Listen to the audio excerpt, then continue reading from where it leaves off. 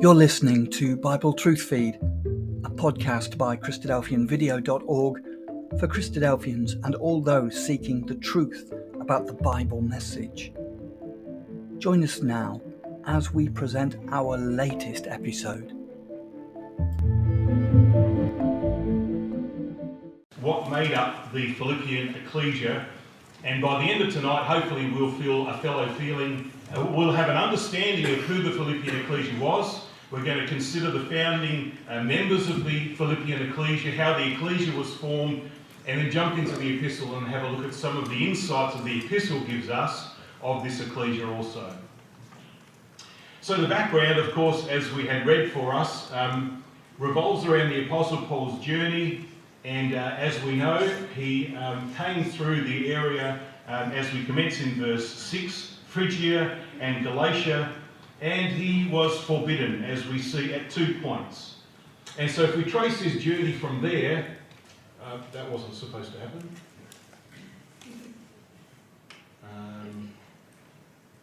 That's okay. I'll probably have a separate map that just takes the journey from that region of Galatia further over, but that's fine. But at this point, just come with me to Acts 16 and verse 4. Just step back a couple of verses, because here's the way in which the Apostle Paul went through this journey. He went through the cities and delivered them the decrees for to keep that were ordained of the apostles and elders which were at Jerusalem.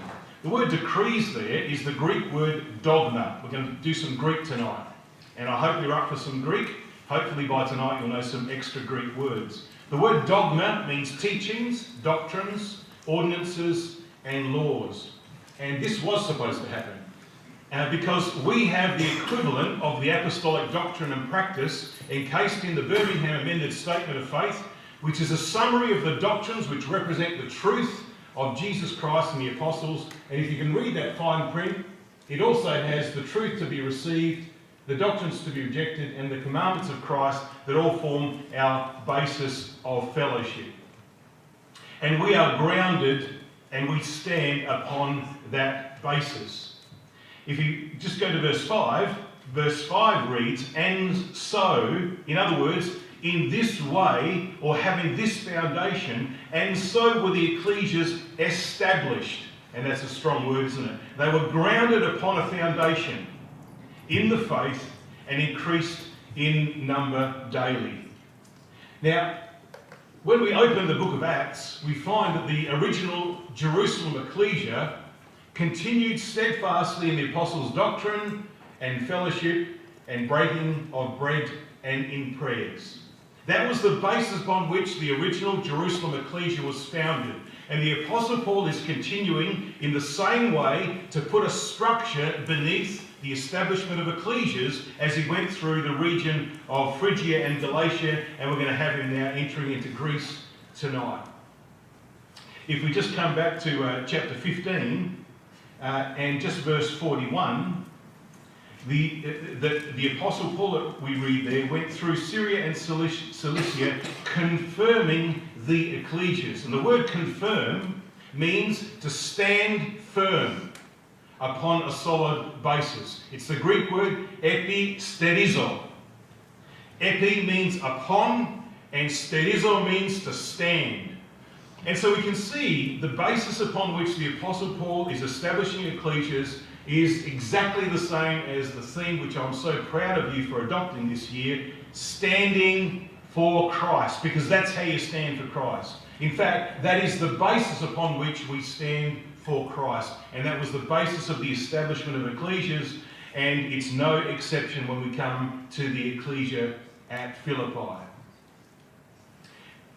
Now we know that because there are epistles, and the epistle to the Corinthians, which, let me just go back here. For those of you who need some geography, just go back here. Just right over to the left is Greece. For those of you who didn't know, that is the country of Greece. The southern portion of Greece was called Achaia, and the northern part of Greece was called Macedonia. And the Corinthian ecclesia was in southern Greece, in the Achaean region. And as we know, when we read the book of Corinthians, They had a lot of challenges in doctrinal understanding, in matters of practice. They had disorder and disarray in their ecclesia. And the Apostle Paul, when he wrote to the brethren in southern Greece, to the Greeks in southern Greece, had to address some pretty serious issues. And all of that is absent when we come to the letter the Apostle Paul wrote to the Philippians. There was no need for correction in doctrine and teaching, and there was no errors in their mode of practice, in their fellowship, in their unity, in their association. There was only one minor matter that the Apostle Paul asked two sisters to take care of. And so it is important for us to understand that right from the establishment of the ecclesia, when we come and we're sort of in Acts 16 around about AD 50 or so, AD 55, it's only really a matter of 10 years between the incident of the establishment of the ecclesia and when Paul wrote the letter. And in 10 years, they were still standing with Christ on a solid foundation, which is pretty impressive. So that's the first point about the way in which the ecclesia was standing for Christ. Okay, so this is the slide I was hoping for some animation, because we go from Galatia and we're going through Phrygia as we read, and there's two places the Apostle Paul was forbidden to go. One was Asia and one was Bithynia.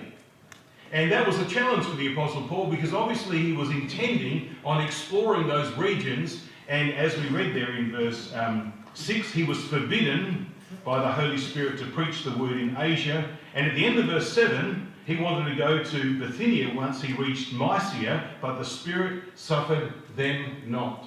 And so they ended up in Troas, and as we know, they then entered the Greek mainland up in northern Greece, Macedonia. And here's a lesson for us, because sometimes there will be challenges that we will face where one door is closed, and sometimes we really wonder why. And this is what happens in life. For the Apostle Paul, there was a second door that was closed after the first door that obstructed his attempt to go into all the world and preach the gospel as he was committed to do. He promised to do, he was ordained to do. And that sometimes happens to us in life. You've probably been in situations where you've got good plans based upon prayer, based upon your attempt to follow the steps of Jesus Christ, even to preach the gospel. You may be going on a mission trip, or whatever is the case, and obviously you have an obstruction that you can't get beyond. You've got a closed door. And then a second closed door. And Paul gets to Troas and has no idea why those two doors were closed. But of course it wasn't long before, in verse 9, he has that vision of the man of Macedonia praying him, saying, "Come over to Macedonia and help us." And all of a sudden the door opens. Because God had in mind the Apostle Paul going over to the region of Macedonia and converting this man and converting an ecclesia. Now, I don't know, but that word night in verse 9 is actually the word midnight in the Greek. It's the word nix. And it actually literally means, Strong says, midnight, which is interesting, because I wonder whether this man of Macedonia was actually the jailer in Philippi. And I have this, I'm going to ask him when we get to meet these amazing people, I want to ask him whether that's why, this is the Apostle Paul, that's why he didn't raise the objection about him being a Roman citizen to prevent him from being beaten and tortured and imprisoned. Because if he had said that before he was in prison, he could have spared himself a lot of pain.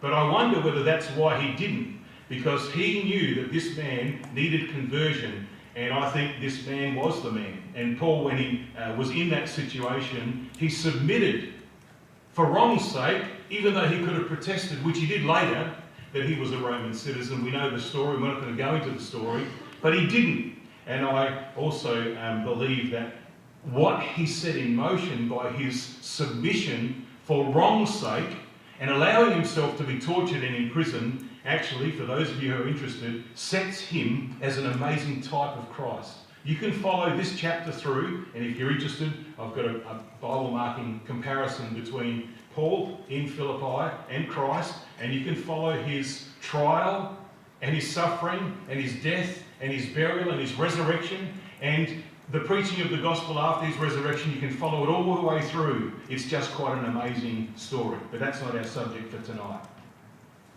However, when we get to verse 10, after he had seen the vision, immediately we endeavoured to go into Macedonia, assuredly gathering that the Lord had called us for to preach the gospel unto them. So the door was open. And here's the lesson. I should have set that up for you, and I didn't. So setbacks are not always setbacks. Sometimes they are set-ups. God needed Paul to keep going and get to Troas because somebody desperately needed his help.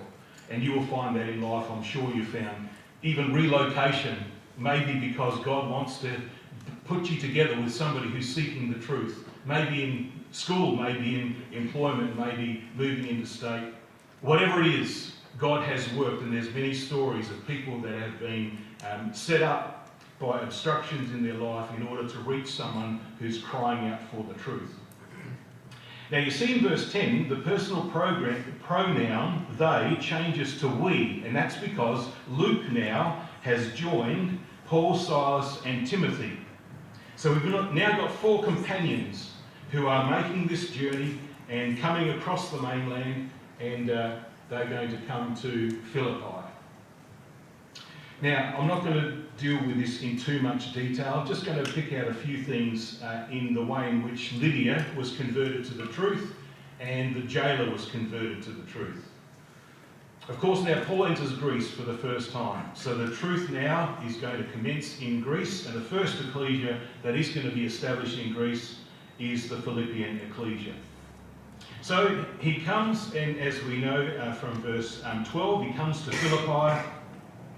And they were there a few days. And on the Sabbath, verse 13, we went out of the city by a riverside where prayer was wont to be made.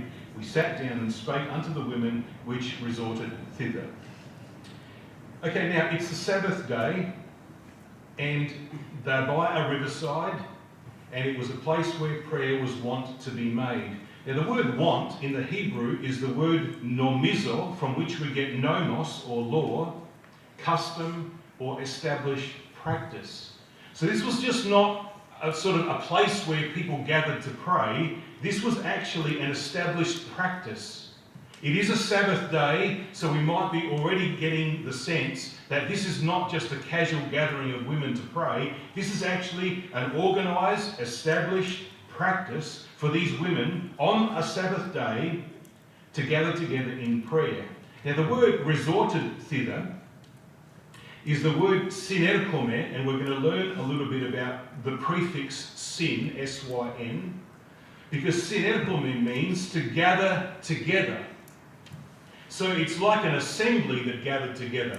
So this was actually not just a casual place where women just on the Sabbath day, because they had nothing else to do, went to pray. This was actually an organised, structured meeting.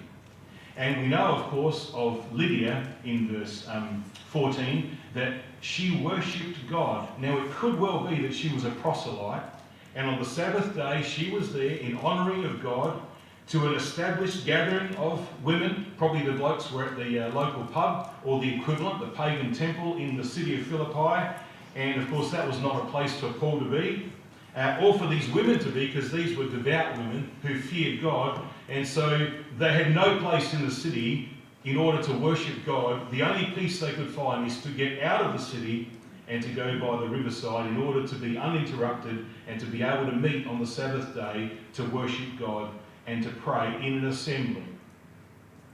And then we read that in verse 13, at the very ending of the verse, we sat down and we sat down and spake unto the women which resorted thither. And all gospel proclamation starts with a conversation. And it is important that we have those conversations. And you know, I was really impressed when I had a look at the website, the SYP website, and I saw this.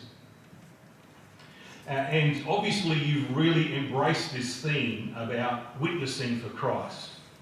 And the challenge which is to ask a school or university friend or work colleague if they believe in a God. You need to have a conversation.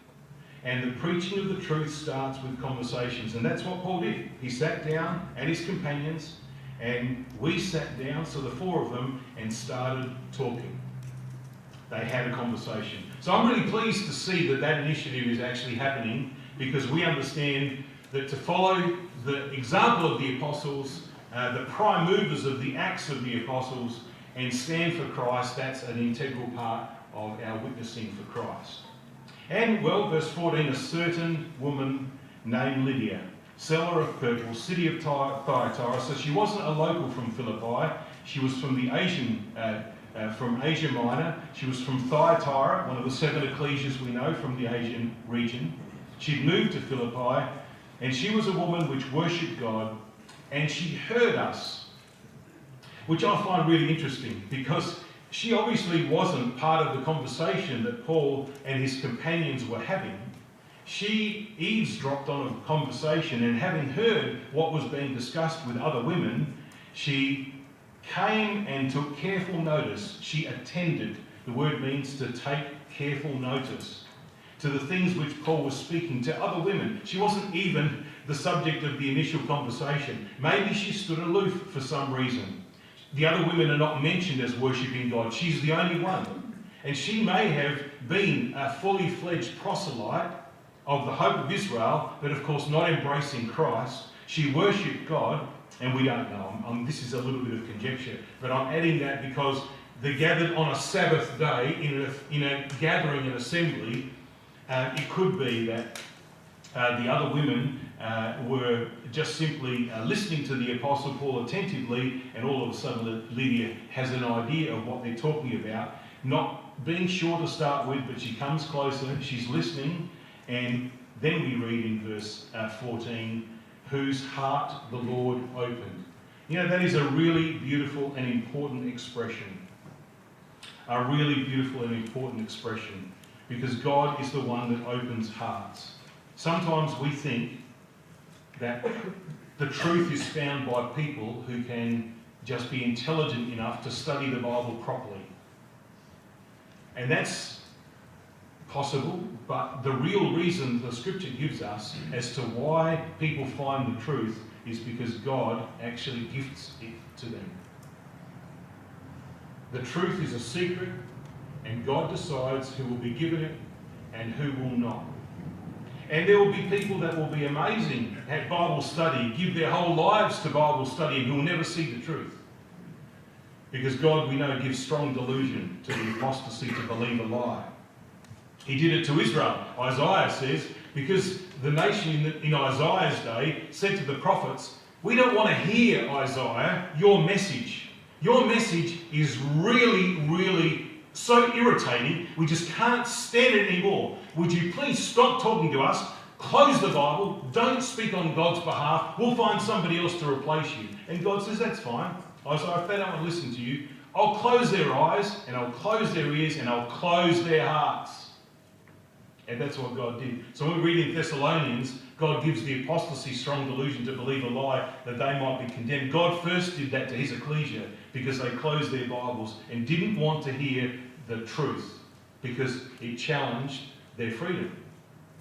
And here's a woman whose heart the Lord opened. Now we know that that statement is true, that God is the one that reveals the truth to people of a good and honest heart, because Jesus, when he was asked by his apostles, why do you speak in parables? Because there's people that are scratching their heads, have no idea what you're talking about. Why don't you speak in plain English?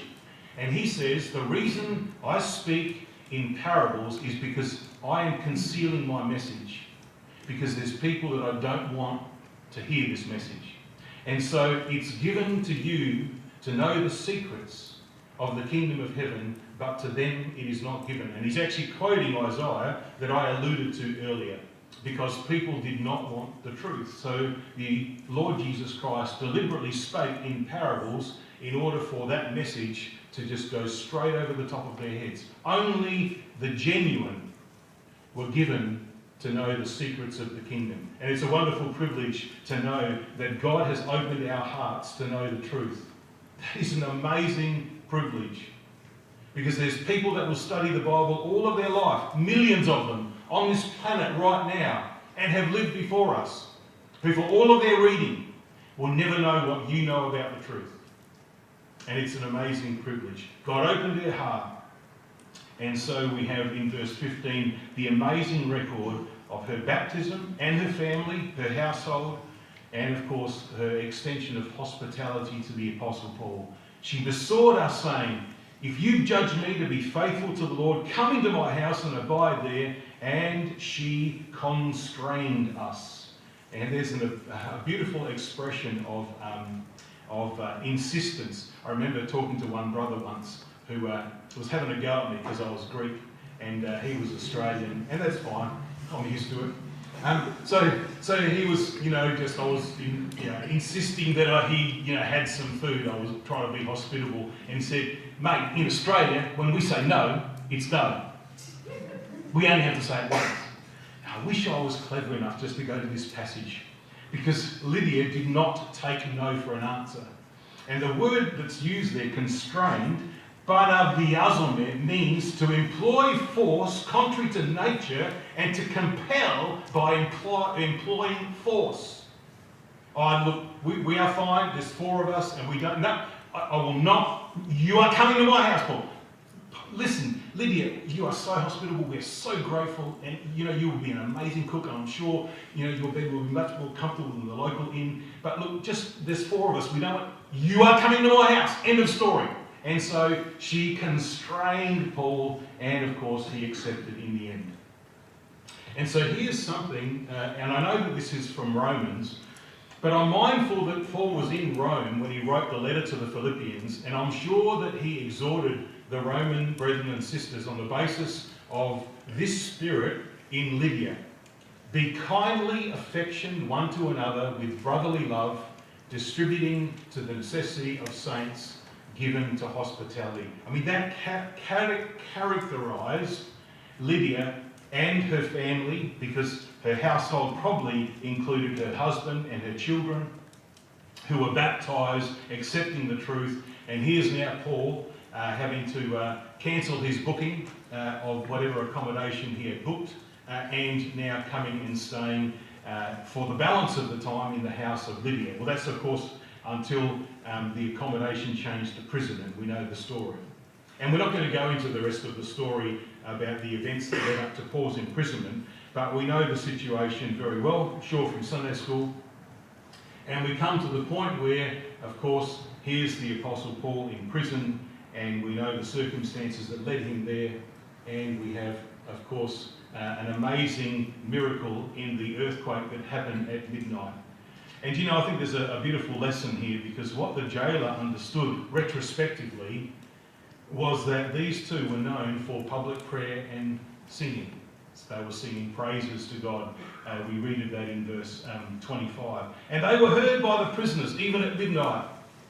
And so don't ever be ashamed at public lectures or when you're engaged in preaching to actually open your meetings with prayer and a hymn, because that can be part of gospel proclamation. And the other thing that's amazing is it can actually evoke the blessing of God upon, and God's response upon the circumstance that you're in, just like this amazing circumstance. And God knows how to deliver his own. All Lydia needed was to understand the truth as Paul preached Christ. Well, this jailer was not kind of a Lydia. He would be a typical Greek. He would be kind of the Greek that probably my dad was. When we were Greek Orthodox, my mum was quite devout. She probably would have been at the riverside, but Dad would have been at the temple. Right? He was a party animal. He was a drinker, a smoker. He played in a Greek band. He was a really good Orthodox Christian. It's just that he had lost heart because of the absolute hypocrisy and corruption of the apostate priesthood, and so he had lost heart in the church. However, he also came to the truth by dramatic means, and his life absolutely, totally changed. What an amazing thing to have a man who was a jailer. Think of the kind of man he'd have to be. You'd have to be a pretty tough, hardened man to actually keep locked up the prisoners that were pretty tough people to deal with. They had to be arrested by soldiers, and the jailer here was responsible to keep them in prison.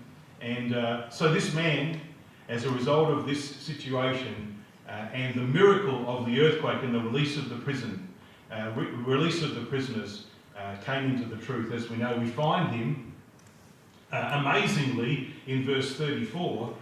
Here's this man who probably was involved in the torture and imprisonment of the Apostle Paul and Silas. Here he is. He takes them home to his house, and he washes their stripes, and he listens to them preach the gospel, and he and his household are baptised between the hours of probably midnight and 6 a.m. in the morning. Straightway, he didn't hesitate. The most unlikely person you would think to come into the truth. But God knows how to deliver his own. And this circumstance now established two founding members of the Philippian ecclesia. And what do you think categorised the Philippian jailer? Well, I think the same thing that categorised Lydia. He brings them home.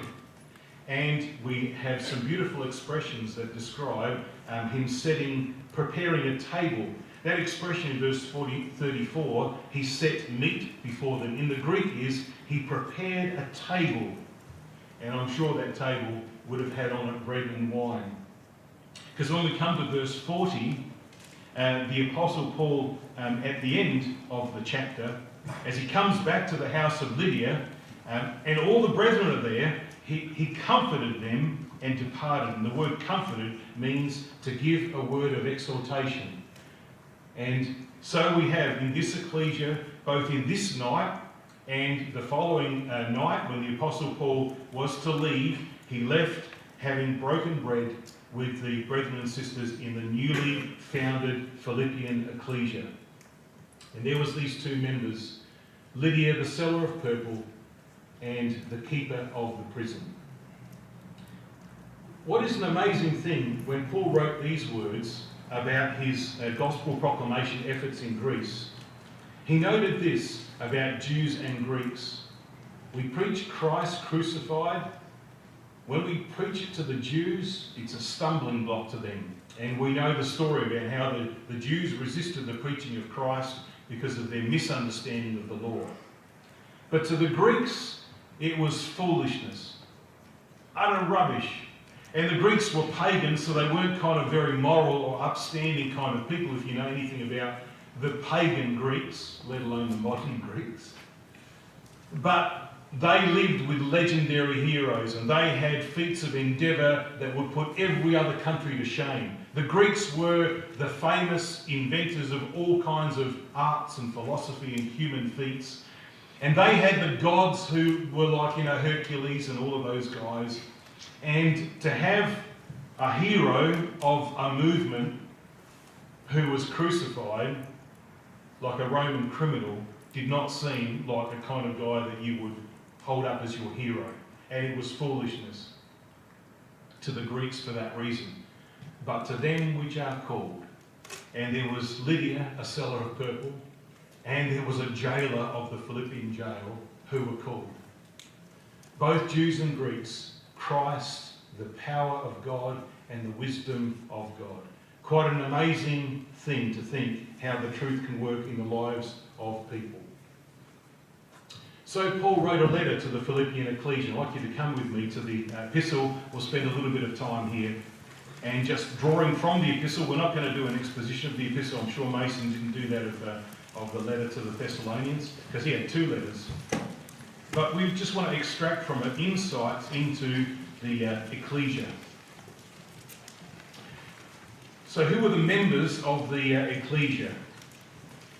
Well, we have, and you'll need to do some brushing up on some pronunciation. I've heard people say Epaphroditus. Put up your hand if you say Epaphroditus. Okay, so we're going to say it right from now on. Okay, you with me? Epaphroditus. Okay, so we've got Epaphroditus, we've got Evodius, Syntyche, and Clevis. Okay, so get it right. When you meet these people, if you said, hello Epaphroditus, he'll be waiting for you to say, Yeah, who you're talking to. I remember being in Singapore, and you know, in Singapore there's a main road. It's like the main road in Singapore, and it's called Orchard Road. I was 5 minutes telling the taxi driver I wanted to go to Orchard Road.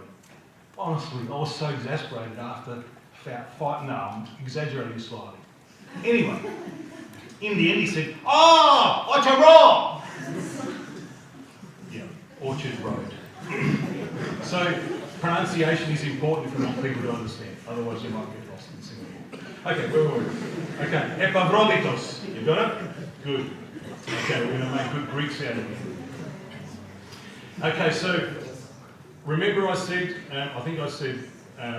if it's AD 54 is the approximate date we're given of Paul's establishment of the Philippian ecclesia. And this is now AD 65, so we're saying roughly 10 years between the establishment and the founding of the Philippian ecclesia and this letter. Paul's in Rome, he's in prison. And he's writing this letter from prison in Rome. And Epaphroditus, let's come over to chapter 4 and verse 18 of Philippians. Epaphroditus, who was a member of the Philippian ecclesia, was sent by the ecclesia to give Paul financial assistance. But I have all and abound, I'm full, having received of Epaphroditus the things which were sent from you, an odour of a sweet smell, a sacrifice acceptable, well pleasing to God. Now just come to chapter 2 and verse 25. Paul's going to send Epaphroditus back. Epaphroditus reached him in Rome with the financial assistance that was sent by the Philippian ecclesia, and Paul's now going to send him back. And it seems as though, reading between the lines, once Epaphroditus, who's the same person anyway, he's called Epaphras in some places. Epaphroditus actually stays because he can see the depressed state of the Apostle Paul, and rather than just delivering the money and saying, here's the money from your brothers and sisters in Philippi, and going back home to his family and to his ecclesia and to his vocation, he stays there because he can see the Apostle Paul needs some support. And so that's why he's called my brother and companion in labour and fellow soldier, but he's your messenger because you sent him. And the word messenger is apostle. And he that ministered to my wants. So he did much more than just bringing an envelope of cash to help the Apostle Paul pay for his debts and his funds. He actually stayed there and supported him in prison. We don't know how long for, but in the end, Paul insisted that he go back. He had a family, no doubt, and he had work to do in his home ecclesia. Now, look at the way in which the Apostle Paul describes him. And when he says that he ministered to my wants, the word wants is the Greek word chrea, which means debts. And we might think to ourselves, what debts would the Apostle Paul have? Well, if you take a note of Acts 28 and verse 31, where was Paul? In his own hired house. So who paid for the hired house? Well, the Philippian ecclesia paid for the hired house. Why? Well, because they didn't want Paul stuck in a cell in a prison in Rome. And so they sent money so that he could hire a house, and under arrangements that were obviously made for him, he could be under house arrest with a guard from the prison in order to have freedom to receive and to be ministered unto and to preach the gospel. And the Philippian ecclesia funded that for 2 years. What an amazing thing. Now when you come to chapter 4 and verse 3, the Apostle Paul says, that slide should have been up because I wanted you to make sure that you was practicing while I was speaking to you. Epaphroditos. This verse here is quite an amazing verse. Philippians 4 verse 3. I entreat thee. Now every time you come across the word thee in the Bible, if you're reading a King James Bible, The King James makes it a distinction between singular and plural pronouns. If you read you and your, it's always talking to a group of people. If you read the Old Testament and New Testament, you're talking about one person. Paul has one person that he's addressing in verse 3. I entreat thee also, true yoke fellow. And I believe that's Epaphroditus. We read about him in chapter 2 and verse 25. My brother, my companion, my fellow soldier, ministered to my wants. And here's a message to Epaphroditus, my true yoke fellow, to help those women which laboured with me in the gospel, with Clement also, and with other my fellow labourers whose names are in the book of life. Now I've highlighted in yellow 4 words that begin with a prefix sin, S-Y-N.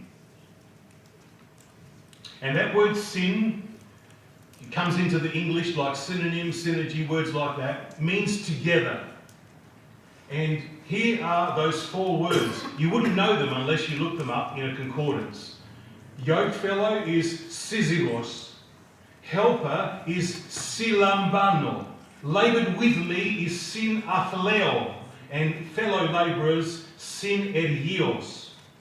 And you can guess probably athleo, because that's where we get our English word athletics.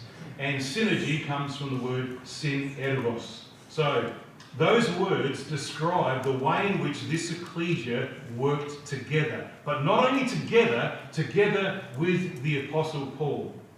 So they were yoked together, was Epaphroditus and Paul, locked in service together, inseparably yoked together.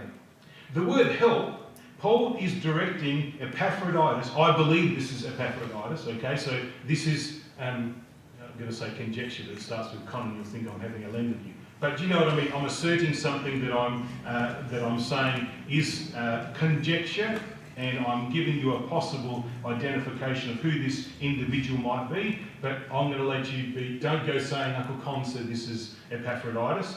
I'm just telling you that this is my personal view. But he's asking him to help those women which laboured with me in the gospel. And the word help is no ordinary word. The word silambano, and I'm going to read straight from Strong's Concordance, right? The definition of this word, silambano. Thea. Okay, so he's authoritative. To seize, to take as a prisoner in a hostile sense, to make one a permanent prisoner. And that's why I have this very, very faint suspicion that this is a hint that Epaphroditus is the Philippian jailer. Because Paul is saying to this person, who sounds like the Epaphroditus we read of in chapter 2, you know about how to keep prisoners, Epaphroditus. Well, he uses this word, an amazing, strong word. It has an alternative meaning. It means also to hold together and to help and to support. But its primary meaning would be recognised by Epaphroditus. You know how to guard people, Epaphroditus. It's your trade, or was. Well, I want you with the same diligence to take these women under your care and to admit them into your care and never release them from it. They're going to be your prisoners, but not for punishment or incarceration. They're going to be your prisoners because you are going to support and help them because they are labouring with me in the gospel. Now, isn't it amazing that these sisters are his first interest? Maybe these were some of the women at the riverside, and maybe there was a number of women that were converted to the truth. And obviously Paul recognised the valuable contribution of these women to his service and his ministry, and with Clement also, and with other my fellow labourers. Whether that's the case or not, then I'll leave it up to you. Just come to chapter 2 and verse 29. In that section we started off about Epaphroditus, who Paul now is sending back to the ecclesia after he reached Rome with the financial aid. And I wonder now if Epaphroditus was the person who gathered together this collection for the Apostle Paul. if it is Epaphroditus, because he's the one that imprisoned him and incarcerated him in Philippi, and you can imagine him saying to the brethren and sisters, Paul's in Rome, and I don't want him in a prison. I put him in prison in Philippi, in our town. I don't want him in a prison. Let's raise money so that we can fund him to be in his own hired house for the period of time he's in Rome, because we don't want him in a prison with other rowdy and unruly prisoners in terrible conditions. He's in his own hired house because of this amazing ecclesia. Look how generous they were. Philippians 2 verse 29. Paul says about Epaphroditus, who is sending back, receive him therefore in the Lord with all gladness. There's a picture for you to look at if you want to look at that while I'm talking, because that's an illustration of the sin words that I was talking about and the way in which the Philippian ecclesia was locked in together in synergy with Paul. Okay, back to verse 29 now. So let's come back. Receive him therefore in the Lord with all gladness. Hold such in reputation. He deserves to be respected because of what he did. Because for the work of Christ he was nigh unto death, not regarding his life to supply your lack of service to me. Or to paraphrase it, because you weren't able to come here yourselves, Epaphroditus provided in your absence everything you would have done if you had been here with me in Rome.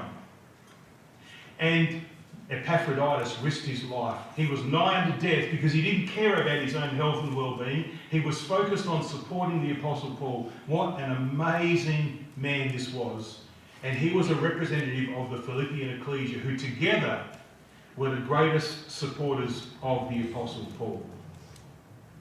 Now this letter that the Apostle Paul wrote to the Philippian ecclesia about 10 years after he founded the ecclesia, when you come back to chapter 1 and verse 1, we actually find that by this time the ecclesia is actually established, well and truly established. Look at how Paul commences this letter.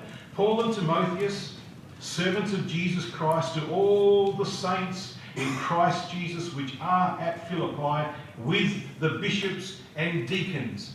So the ecclesia was structured now with appointed arranging brethren and serving brethren who exhorted lectures and gave Bible classes, and with committees to run SYP and NYG and SYG and IAC and CSSS and CSSA and HCA and JPC and AYC 2023. This was a fully functioning ecclesia. In 10 years, and they never regressed from the positions the Apostle Paul established them in, and they never held back from their support of the Apostle Paul. Come to chapter 4 now, and I just want to paraphrase. Those of you who know me know that I'm a little bit want to do paraphrases. I don't always find translations that I agree with, so I make my own, called conversion. That was supposed to be funny. I also make up definitions of words, and I call that my lexicon. Okay, so Philippians chapter 4. I'm going to paraphrase from verse 10, but I'm going to do it because I want to just not embellish. I want to try and convey the sense of what Paul is saying about the uniqueness of this ecclesia. And I'm just going to put up one little excerpt that we're going to focus on from this little section. Quite an amazing thing. Okay, so you can read along with me in your version as I give you my paraphrase. So I'm starting at Philippians 4 verse 10. We'll go through to verse 18. But I rejoiced in the Lord greatly that now at the last your care for my needs has flourished again. He's in prison, he's in Rome. They funded for 2 years a hired house so that he spared the pain and anguish and incarceration of prison. This shows that you genuinely care for me. It's just that you simply don't have the opportunity being so many miles away. I understand what you would do if it was in your power. It's okay. I've learned in whatsoever state I am to be content with what I have. I know both how to be deprived, I know how to live with plenty, everywhere and in all things. God has taught me both to be full and to be hungry. I can do all things through Christ who strengthens me. However, in addition to Christ's strength, I have you. And you have also done me well, because you have shared the burden of my affliction with me and lightened my load. Now you brothers and sisters in the Philippian ecclesia know also that from the time that the preaching of the gospel in Greece began, when I departed from Macedonia, no other ecclesia communicated with me about how they could send financial assistance to me and whether I would receive it. You were the only ones. That says a lot about this ecclesia. For even when I was in Thessalonica, you sent contributions to me more than once in order to provide financial support for my needs.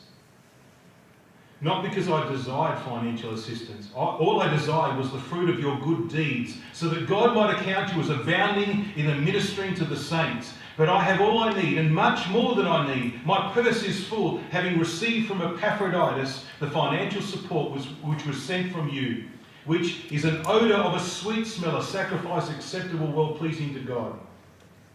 I know you have sacrificed much, and have gone without in order to send me this financial contribution. I pray God that he will recompense you and supply all your needs, not only sufficient for your daily bread, but according to his eternal riches and glory, that which will sustain you forever in Christ Jesus. That to me is beautiful. That tells us how amazingly supportive, caring and loving and hospitable and generous this ecclesia was to the Apostle Paul. It also tells us how much the Apostle Paul appreciated them. Okay, so 2 Corinthians chapter 11. This is another reference which sheds some light into the generosity of this ecclesia. 2 Corinthians 11 verse 9. Now Paul's talking to the Corinthian ecclesia, which is in the southern region of Greece, and he's talking about the ecclesias to the north in Macedonia, and of course Philippi and Thessalonica were those two ecclesias in the Macedonian region. 2 Corinthians 11 verse 9, when I was present with you and wanted, that is, I was in need financially, I was chargeable to no man. I didn't even tell you that I had no money and I had debts to pay, which were debts that he incurred in preaching the gospel, just for his daily necessities. For that which was lacking to me, he's telling the brethren in Corinth this,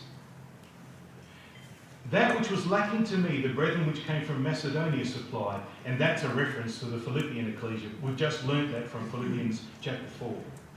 And in all things I've kept myself from being burdensome unto you, brethren in Corinth, and so I will keep myself, as the truth of Christ is in me.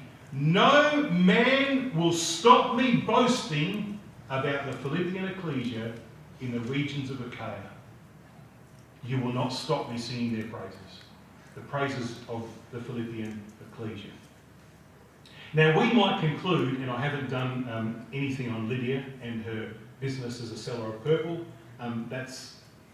We just didn't have time for that. However, we might assume that because she was a very successful businesswoman, the ecclesia was flushed with funds, and that's why they could be so generous to the Apostle Paul. Let's put that to the test. Let's come back to 2 Corinthians chapter 8.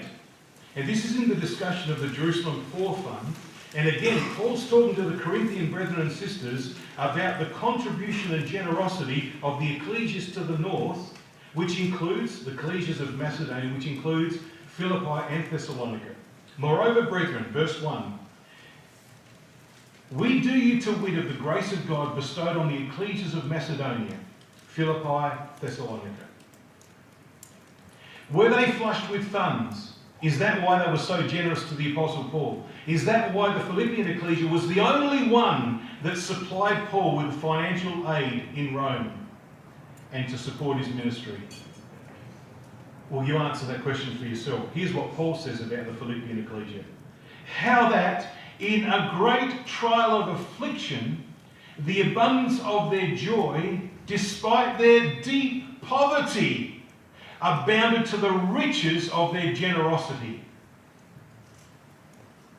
For to their power I bear record, yea, beyond their power, they were willing to give themselves, praying us with much entreaty that we should receive the gift and take upon us the fellowship of the ministering to the saints. And this they did not as we hoped, or this they did beyond what we expected. They gave beyond their ability to give.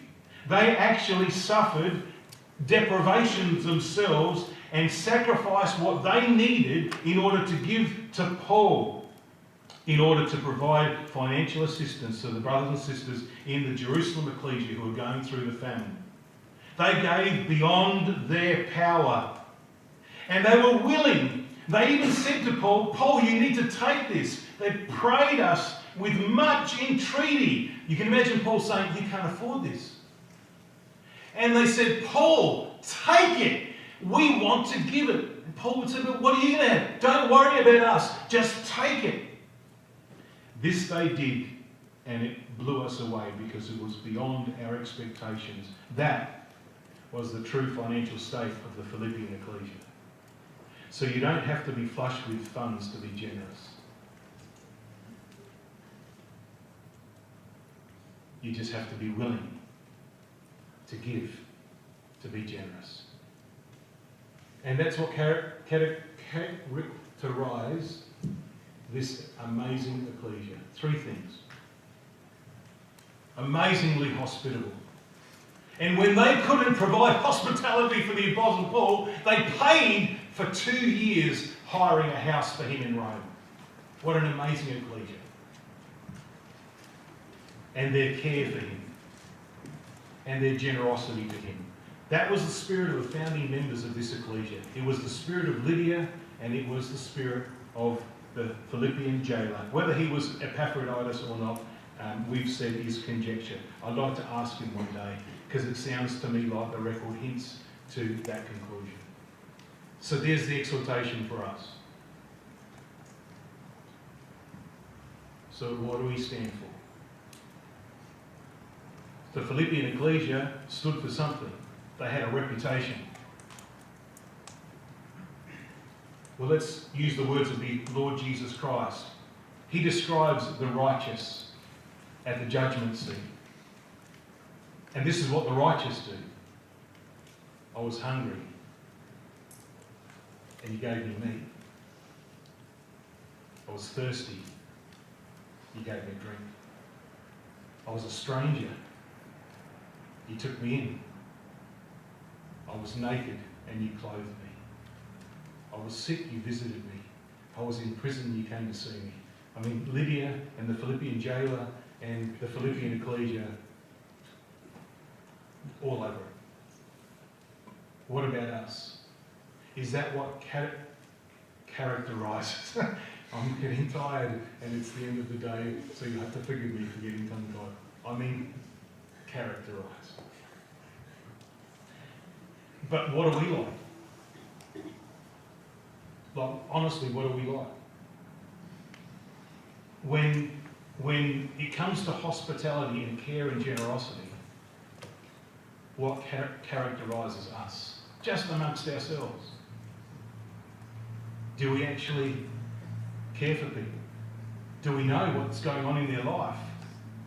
Do we take an interest?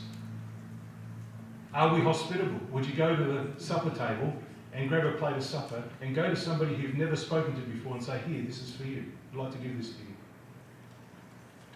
Would you just talk to someone that you've never spoken to before? Lydia invited Paul into her home and, in fact, had him stay.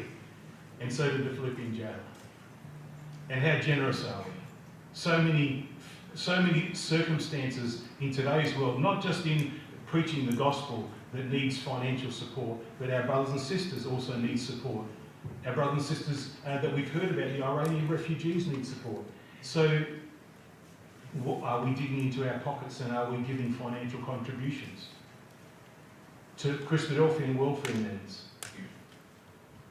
Like, that's what characterised, I'm going to get stuck on that, the Philippian ecclesia. That's the lesson for us.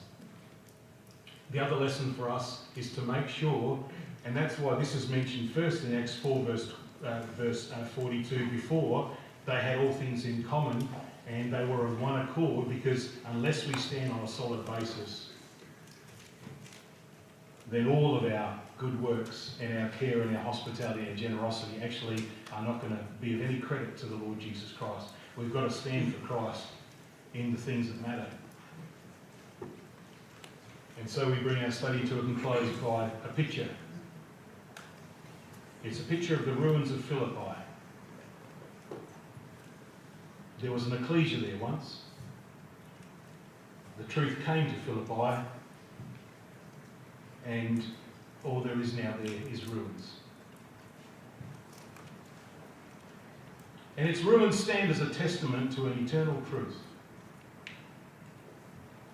History proves that to maintain the truth after a revival or an establishment of an ecclesia beyond a few generations, that is, keep the truth in its purity, is a very hard thing.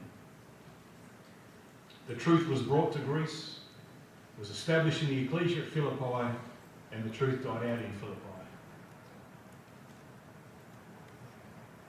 And the truth came to Australia. And God's opened our hearts to understand the truth. And an ecclesia has been established, ecclesias have been established. And how that ends is really up to us, isn't it? The key thing is standing for Christ. And this is one of the beautiful exhortations the Apostle Paul leaves the brethren and sisters in Philippi. Therefore, my brethren, dearly beloved and longed for, my joy and crown, so stand fast in the Lord, my dearly beloved. And I commend you for the theme you've adopted for the studies of this year, and pray that God will give you the strength to stand for Christ.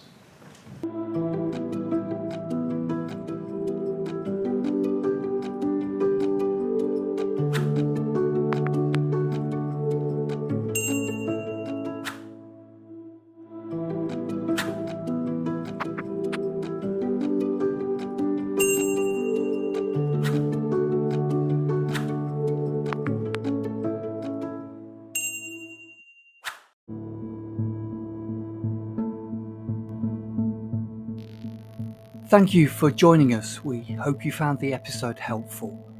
Don't forget, most of these episodes are also available as videos on our video channel, cdvideo.org. So head over and take a look. If you have any comments or questions or suggestions, please get in touch or leave us a voice message. We love to hear your feedback. You can email us at btf@cdvideo.org. If you enjoyed the episode, then please share it with others. Until next time, may God bless you in your studies and your walk towards God's kingdom. Amen.